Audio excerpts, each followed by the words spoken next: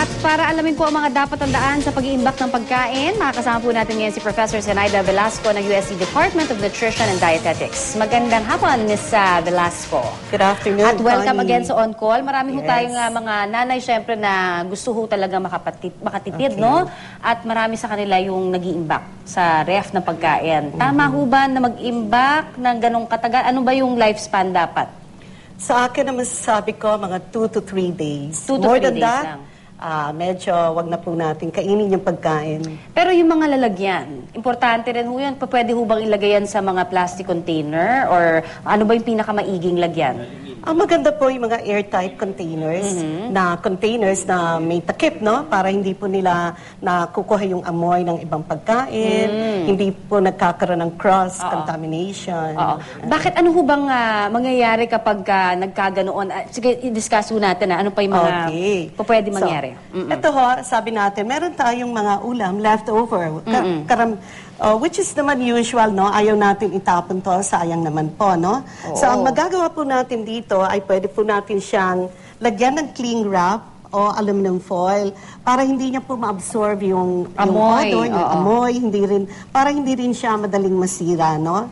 So, pwede rin tayo maglagay ng aluminum foil. Okay. Ngayon, kung meron po tayong mga airtight na containers na may mga takip, pwede po natin silang gamitin. Pero may mga iba kasi sinasabi nila, wala pa namang amoy. Kahit nalagpas ng 4 na araw na. Pwede pa ba talaga kahit na wala pang amoy? Hindi mo kasi makikita, hindi mo maamoy, hindi mo makikita yung mga bakterya.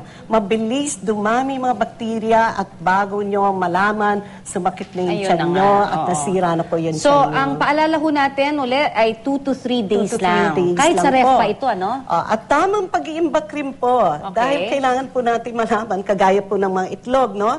Usually, inalalagay po natin ito dun sa tagiliran.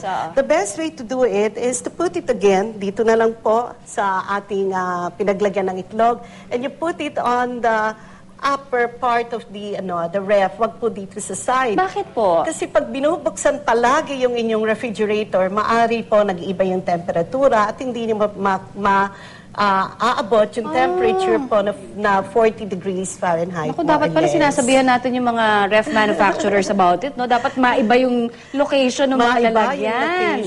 So, hindi pala talaga dapat doon dahil pagbukas, bukas-sara, nag-iiba yung temperature. Organize lang po yung pagbukas ng ref kasi every time na binubuksan natin to, magastos sa kuryente at hindi na natin na-maintain yung correct temperature. Tsaka make sure talaga pagka sarado, di ba? Kasi minsan hindi pa nasasara ng todo yung pagsama-sama lang po natin yung mga pagkain na pare-pareho, organized lang po para pagbukas nyo, alam nyo na kaagad kung saan. At wag pong gagamitin ang ref na parang air condition at kayo naiinitan. Oo nga naman. Dahil marami hong pwedeng masirang pagkain at maaari hong maka-affect sa ating kalusugan. Thank you very much po sa inyo, ma'am.